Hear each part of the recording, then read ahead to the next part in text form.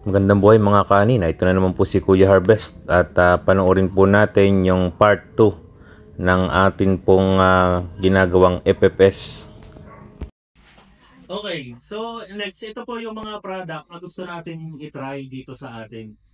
Dahil nga po kalimitan ay sagod ulan, ang nagiging limitasyon sa paglalagay natin ng mga granular fertilizer ay kung walang tubig. Tama ano? Sabi na, maglilihi na, magbubuntis na. Ay, walang tubig. Nakakapag-abono ba tayo? Hindi. Hindi, di ba? So alam natin na lugi na agad tayo. Hindi rin tayo makakapag-abono dahil nga maaaring hindi rin natin nagamasan. Oh, di ba? Kasi siyempre, kailangan pag mag-aabono, walang damo dahil ang damo prolific. Siya ang unang kakain doon sa yan. Kaya po, naisip po ng mga mahuhusay na chemist, scientist na mag-create ng mga foliar fertilizer. Yung kanina po na ginawa po natin, ito po yung mycorrhiza, microbial inoculant, ang brand is Bigoraha. So, ito pong Bigoraha na to, ito po ay isang klase ng fungus. Isa po siyang klase ng fungus, ano po, na good fungus na kapag nilagay po natin sa lupa, siya po ay, kaya nag-spray tayo kanina, siya ay napunta doon sa ugat ng halaman natin. Hindi lang sa palay, ito'y pwede sa gulay, sa niyog, sa mga fruit trees. So ito, fungus na to, pag pumunta siya doon, pagpunta niya sa ugat, at naglagay tayo ng fertilizer na granular, ikino-convert niya yung fertilizer na yun bilang pagkain ng halaman. Kaya yung iba, lagay ng napakaraming abono, pero mahina pa rin ang epekto, mahina ang ani pa rin nila. Bakit? Dahil sa mahabang panahon, matagal na silang gumamit ng mga chemicals na pumapatay sa mga organismo sa lupa.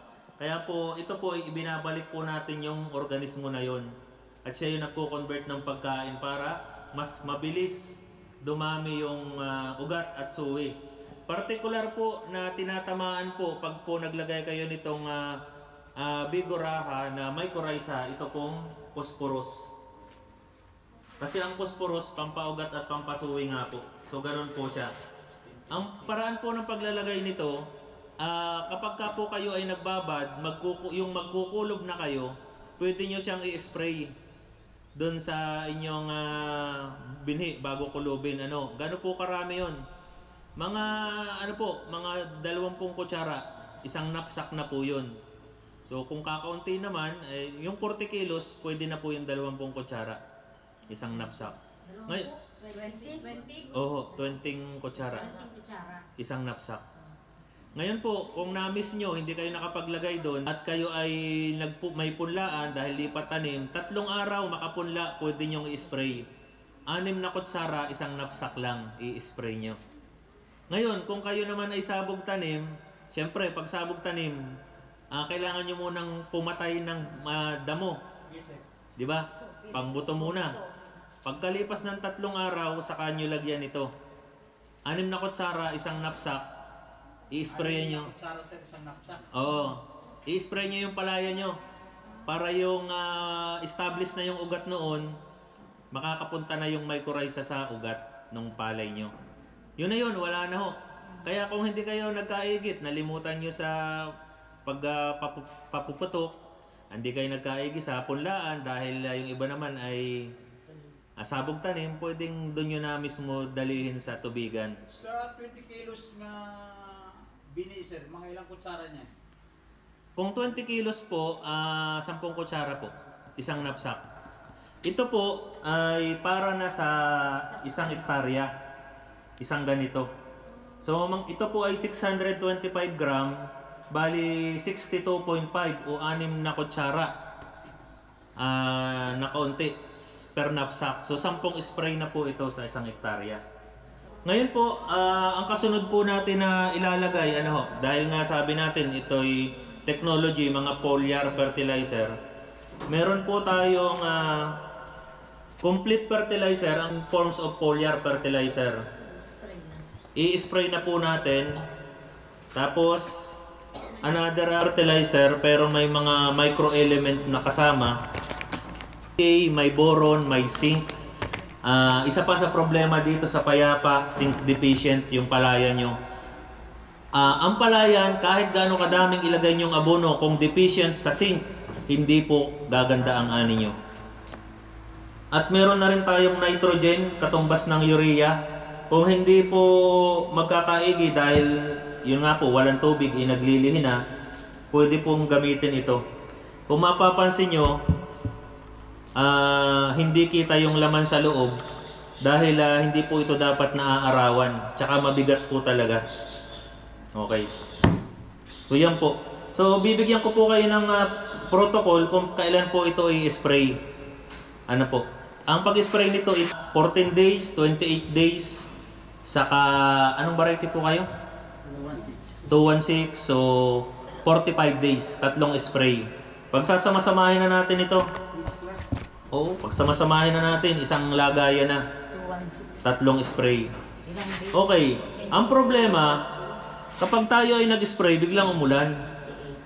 Wala. Hugas na. So, meron silang pinadala. Ito, for sample pa nga nito. Kasama rin ito, na ito po yung magkakapit dun sa foliar fertilizer natin. Bukod po sa sticker ito, meron din po itong insecticidal effect. Nakakapatay din po siya ng mga kulisap, lalo na po yung mga dapula. Ipapakita ko rin sa inyo kung gaano kabisa itong sticker. 'Di ba? Alam naman natin ang gabi, hindi po nagababasa ang gabi, di ba? Ay, malandi. Yan. Yan. Okay na po. Salamat. Baka nainom ko ng may ano-ano. So, ito po hindi naman po talaga nababasa ang gabi. Yan. So, may tubig.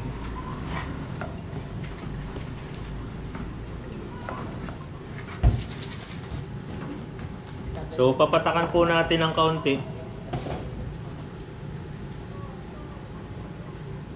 Tatlong patak. Anong sabi ni Michael B? Isang katutak.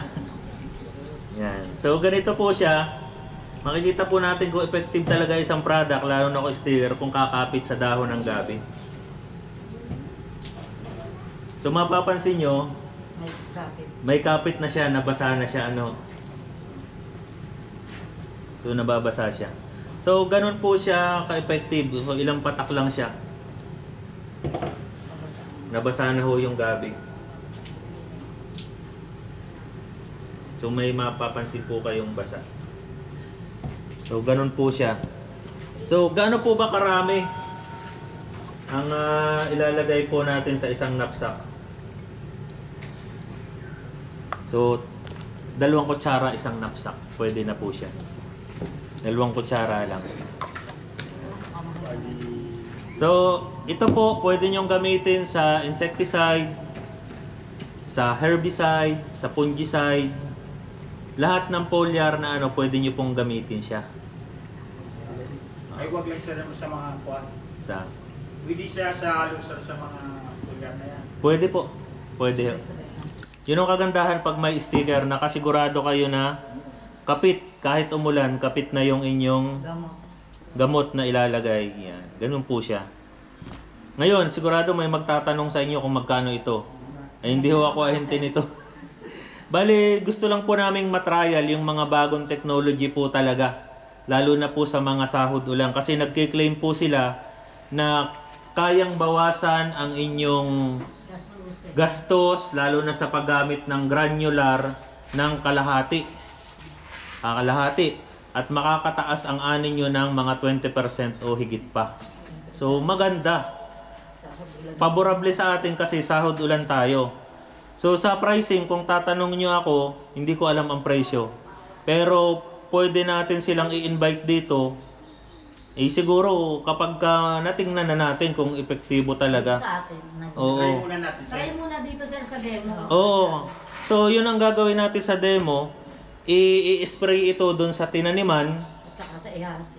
At yung sobra, kasi isang knapsack yun, ipapa-spray na natin lahat dun sa kay Pablo na lugar, pero mag-iiwan kayo ng sabihin na nating isang pitak na hindi natin i-sprayan kahit kailan. Para makita natin na same planting, parehong lipat tanim na ginagawa nyo, parehas ng lagay ng abono.